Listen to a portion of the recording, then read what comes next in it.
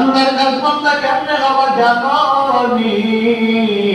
আমার আল্লাহর কাজ বান্দা বলে বান্দা বেশি বেশি জিকির করতে হবে, কেননা এই জিকির আল্লাহ বেশি পছন্দ করে।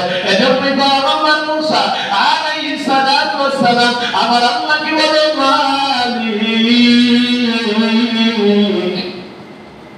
আপনি আমাকে এমন একটা গুরুত্বপূর্ণ আমল শিখা দেন যে আমলের মাধ্যমে আপনার আমি কাজ বন্ধ হয়ে যেতে পারবো। আপনি আমাকে স্পেশাল একটা আমল শিখাইয়া দেন যার মাধ্যমে সব থেকে আমি আপনাকে বেশি মহাব্বত করতে পারবো। আমার আল্লাহ জানালে, মুসা আমি আল্লাহ তাআলা তুমি জিকির করবা, কি জিকির করবা? আল্লাহ তাআলা বলে দেয়, লা ইলাহা ইল্লাল্লাহ, লা ইলাহা ইল্লাল্লাহ, লা ইলাহা ইল্লাল্লাহ। ও পয়গম্বর মুসা, এই জিকির যদি তুমি বেশি বেশি করো কোনো আমল লাগবে না, এর থেকে আর কোনো ভালো আমল নাই, ভালো আমল নাই।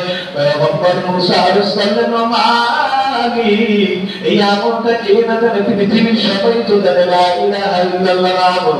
আল্লাহ তাআলা বলেন, মুসা সবাই আমল করে না, সবাই আমি আল্লাহর ডাকে না রে মুসা। এই আমলের কেমন দাম, কেমন দাম! এ মুসা তুমি যদি ঠিকমতো করতে পারো, আমি আল্লাহর কাছে এত প্রিয় হয়ে যাবে, এত প্রিয় হয়ে যাবে, তোমার মতো প্রিয় আর কোনো জিনিস আমার কাছে হয়ে যায় না।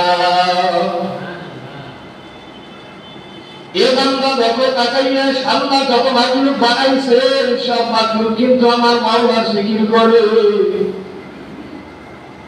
পয়গম্বর সাল্লাল্লাহু আলাইহি ওয়াসাল্লাম বলে,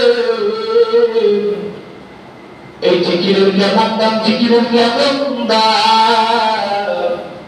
আগে নবী মুহাম্মদ